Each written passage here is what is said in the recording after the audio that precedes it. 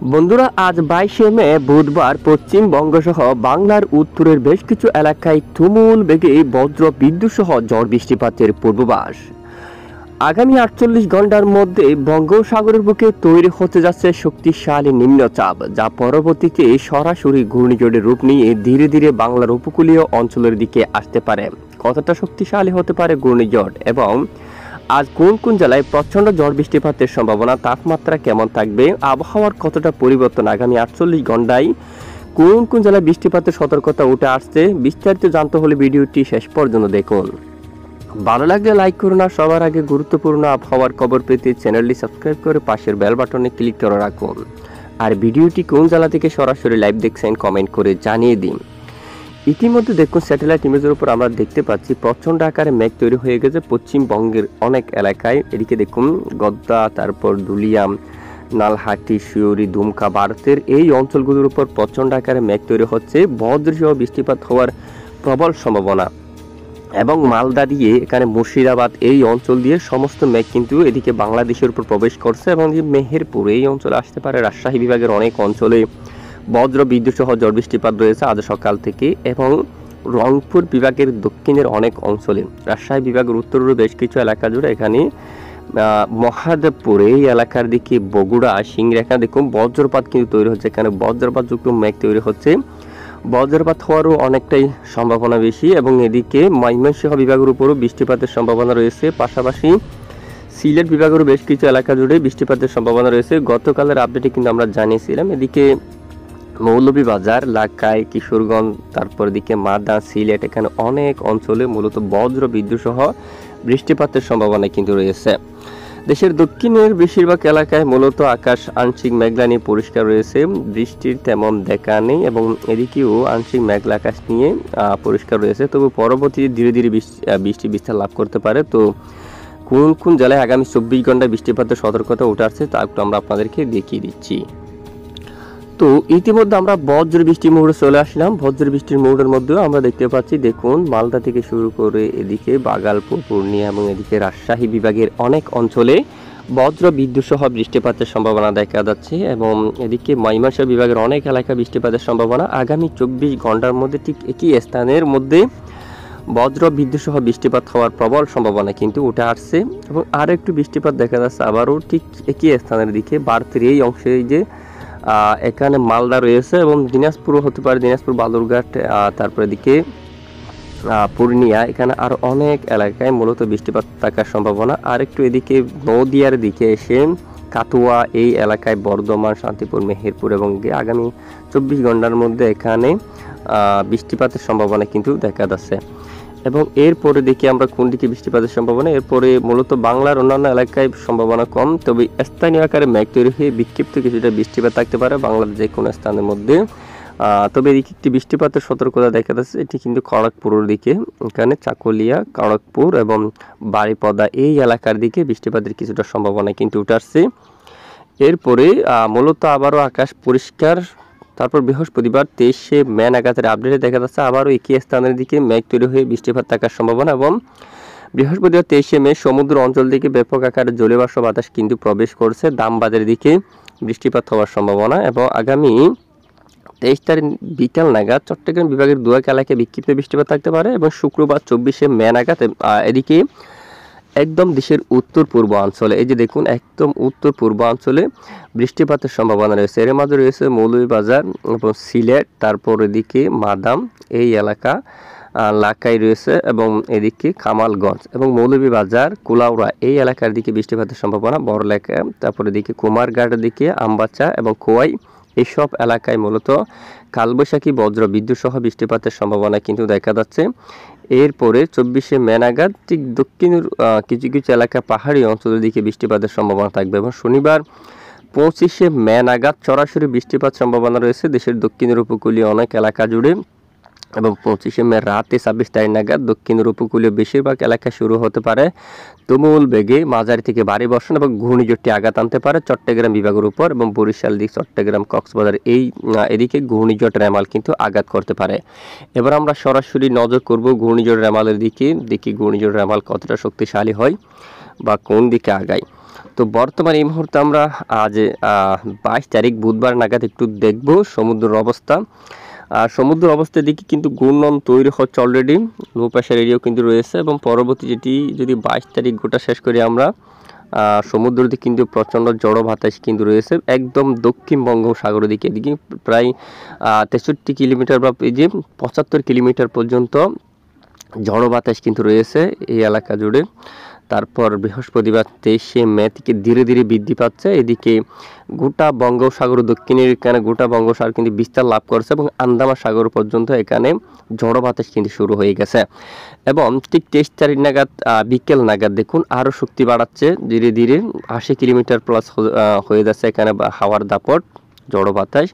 এবং শুক্রবার 24শে মে নাগাদের আপডেটে দেখা যাচ্ছে এটি যে অনেকটা ঘূর্ণন কিন্তু বড় হয়ে যাচ্ছে এবং সরাসরি 24 অথবা 25 তারিখ নাগাদ এটি ঘূর্ণিঝড়ের রূপ নিতে পারে, এমনটাই আভাস কিন্তু অলরেডি উঠে আসছে এবং এরপর এটি একটি বড় এরিয়া নিয়ে ঘূর্ণিঝড়ের রূপ নিয়ে এবং ধীরে ধীরে এই যে বাংলাদেশের একদম যে ঘূর্ণিঝড় মুখা যেভাবে এসেছিল ঠিক সেভাবে ঠিক ঘূর্ণিঝড় মুখার মতো করে ঠিক মায়ানমার উপকূলীয় রাখাইন রাজ্যের উপর কিন্তু চলে আসছে এবং এখানে প্রভাব ফেলতে পারে, এখানে তাণ্ডব চালাতে পারে।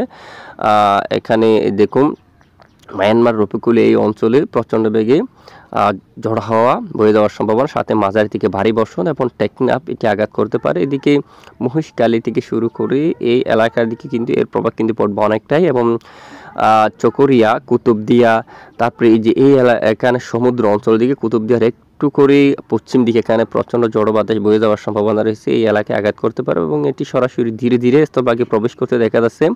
হাওয়ার দাপট প্রায় 100 কিলোমিটার পর্যন্ত পার হয়ে যাবে এটি এবং ধীরে ধীরে এটি কিন্তু সরাসরি আগামী 26 তারিখ নাগাদ উপকূলীয় অঞ্চলে কিন্তু আসতে পড়ার প্রবল সম্ভাবনা। এখানে চট্টগ্রাম, হাটহাজারী, পরিচিড়ি উপজেলা, মানিকচড়ি, খাগড়াছড়ি, লংগদু, দিঘিনালা এই অঞ্চলে দেখুন। তারপর এখানে এটি সরাসরি আঘাত করতে পারে এখানে সেনবাগ, মতিরহাট, সন্দ্বীপ, হাতিয়া উপকূলীয় অঞ্চল। যদি আর একটুখানি বাঁক নেই তাহলে এদিকে বরিশাল বিভাগের দিকে আসবে এবং আগামী 27 তারিখ নাগাদ দেখুন চট্টগ্রাম বিভাগের অনেক এলাকায় প্রচণ্ড ঝড়ো বাতাস সাথে মাঝারি থেকে ভারী বর্ষণ থাকার সম্ভাবনা রয়েছে। তারপর এদিকে রাঙ্গামাটি, বিলাইছড়ি, রাজস্থলী, রোয়াঙ্গাছড়ি, সাতকানিয়া থেকে শুরু করে কুতুবদিয়া, তারপরে এখানে খাগড়াছড়ি, এখানে বেশ কিছু এলাকা জুড়ে এই ঘূর্ণিঝড়টি আঘাত করার সম্ভাবনা কিন্তু দেখা যাচ্ছে এবং দেখুন আগামী 27 তারিখ 28 তারিখ নাগাদও ব্যাপক ঝড়ো বাতাস বয়ে যাওয়ার সম্ভাবনা রয়েছে দক্ষিণের উপকূলীয় বেশিরভাগ এলাকায়। এরই মাঝে আমরা দেখতে পাচ্ছি এখানেও হাওয়ার দাপট থাকবে মূলত কলাপাড়া, সুন্দরবন, তারপর মঠবাড়িয়া, ঝালকাঠি, এখানে ঝালকাঠি, পটুয়াখালী, নোয়াখালী, পিরোজপুর, সন্দ্বীপাতি সব এলাকায় মূলত ব্যাপক আকারে ঝড়ো বাতাস থাকার সম্ভাবনা এবং ঘূর্ণিঝড়টি এখানে আঘাত করতে পারে। তো এবার আমরা একটু আমেরিকান জিএফএস মডেল থেকে কি আপডেট দিচ্ছে তা একটু আমরা আপনাদেরকে দেখিয়ে দেব এই মুহূর্তে। দেখি জিএফএস থেকে কি আপডেট উঠে আসছে ঘূর্ণিঝড় সম্পর্কে। যদি আমরা একটু দেখি ঠিক একই ধরনের আপডেট কিন্তু আমরা দেখতে পাচ্ছি, ঘূর্ণন তৈরি হচ্ছে, লো প্রেশার এরিয়া কিন্তু তৈরি হয়ে গেছে এবং পরবর্তীতে ধীরে ধীরে শক্তি বাড়িয়ে আগামী 24 এবং 25 তারিখ নাগাদ একই আপডেট সরাসরি দেখুন দুই মডেল থেকে একই আপডেট কিন্তু উঠে আসছে। এইবার শিওর করে বলা যায় যে ঘূর্ণিঝড়টি আসবে, অলরেডি আঘাত করার সম্ভাবনা কিন্তু অনেকটাই বেশি। আমরা বেশ কিছুদিন আগে কিন্তু আপনাদেরকে জানিয়েছিলাম জিএফএস মডেল থেকে আরও শক্তিমাত্রা দেখতে পাচ্ছি, প্রায় 100 কিলোমিটার পার হয়ে যাচ্ছে, সর্বোচ্চ ধমকা আকারে 130 কিলোমিটার পর্যন্ত যেতে পারে এবং এটি মোকার মতো করে ঠিক এখানে মায়ানমার থেকে আঘাত করার পর এবং আরেকটু বাঘ নিয়ে সরাসরি যে চট্টগ্রাম বিভাগের উপর আসতে পড়ার সম্ভাবনা, কক্সবাজার থেকে শুরু করে এখানে ঠিক একই ধরনের আমরা দেখতে পাচ্ছি যে বুধবার 26শে মে নাগাদ সরাসরি চট্টগ্রাম বিভাগের দক্ষিণ এবং কক্সবাজার উপকূলীয় অঞ্চলে আঘাত করার সম্ভাবনা। তো আবহাওয়ার জার্মানি মডেল থেকে যে আপডেট উঠে আসছে সেটি যে আমরা কি দেখুন, 3টি মডেল কিন্তু অলরেডি একই আপডেট কিন্তু আমাদেরকে দেখাচ্ছে, সব মডেল থেকে আমরা একই আপডেট কিন্তু দেখতে পাচ্ছি অলরেডি। তার মানে বলতে পারবো যে ঘূর্ণিঝড়টি কিন্তু হওয়ার সম্ভাবনা অনেকটা বেশি। এই আইকন মডেল জার্মানি মডেল থেকে যে দেখা যাচ্ছে এটি সরাসরি 150 কিলোমিটার বেগে দক্ষিণের উপকূলীয় অঞ্চলে আঘাত করার সম্ভাবনা, ঠিক এই যে কক্সবাজার উপকূলীয় অঞ্চলে আঘাত করার প্রবল সম্ভাবনা দেখা যাচ্ছে জার্মানি ওয়াদার মডেল থেকে। তো এখানে আগামী 26 তারিখ নাগাদ প্রচণ্ড বেগে কুতুবদিয়া, মহেশখালী, তারপরে যে চকরিয়া, সাতকানিয়া, এখানে চট্টগ্রাম, ফরিদপুর উপজেলা, সন্দ্বীপ, হাতিয়া এই অঞ্চলের দিকে প্রবল বেগে আঘাত করার সম্ভাবনা দেখা যাচ্ছে মূলত জার্মানি মডেল থেকে। তো এইবার এই ঘূর্ণিঝড়ের হাত ধরে কিন্তু বৃষ্টিপাত হতে পারে অনেক অঞ্চলে, প্রবল আকারে বৃষ্টিপাতের সম্ভাবনা কিন্তু রয়েছে। যদি একটু আমরা বৃষ্টিবাহী মোড়ে নজর করি তো দেখা যাক বৃষ্টির সম্ভাবনা কেমন থাকবে। তো আগামী 25 তারিখ নাগাদও ভালো বৃষ্টিপাত থাকছে এবং 26 তারিখ নাগাদও রবিবার দেখুন বাংলা জুড়ে বেশিরভাগ অঞ্চলে মাঝারি থেকে ভারী বর্ষণ শুরু হতে পারে।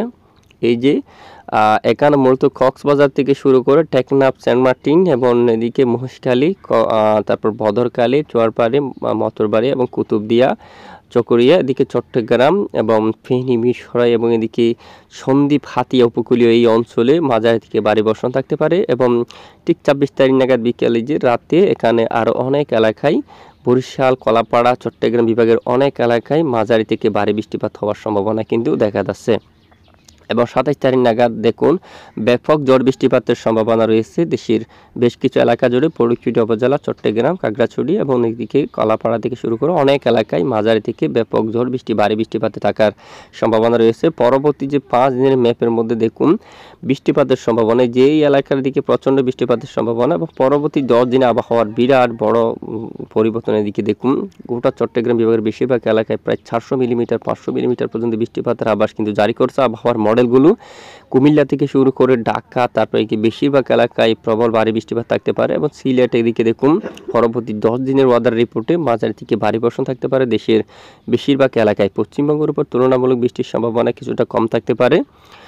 আর তাপমাত্রার দিকে এবার একটু আমরা নজর করি কেমন থাকতে পারে বাংলার তাপমাত্রা। যদি এই মুহূর্তে একটু দেখি, এই যে আজ সর্বোচ্চ তাপমাত্রা কলকাতায় 31 থাকতে পারে এবং এদিকে খড়গপুরে 35 পর্যন্ত, পশ্চিমবঙ্গের এই জেলাগুলোর উপর 37 এবং পুরুলিয়ার দিকে যদি যাই 31, 32 এবং ধানবাদের উপর 30 এবং এদিকে মেহেরপুর 33, রাজশাহীতে 33 পর্যন্ত থাকতে পারে এবং দক্ষিণের উপকূলীয় অঞ্চলে 32 বাংলার এবং বরিশাল বিভাগে 34, চট্টগ্রাম বিভাগে 34 থাকছে এবং পাহাড়ি অঞ্চলে 36 পর্যন্ত, কুমিল্লায় 34 এবং সিলেটে এখানে 34 এবং ময়মনসিংহ বিভাগ এখানে কিন্তু 33।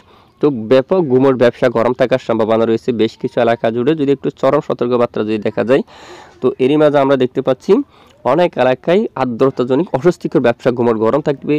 এই এলাকায় চকরিয়া, কক্সবাজার, কুতুবদিয়া এবং চট্টগ্রাম অস্বস্তিকর ব্যবসা গুমোট গরম থাকবে।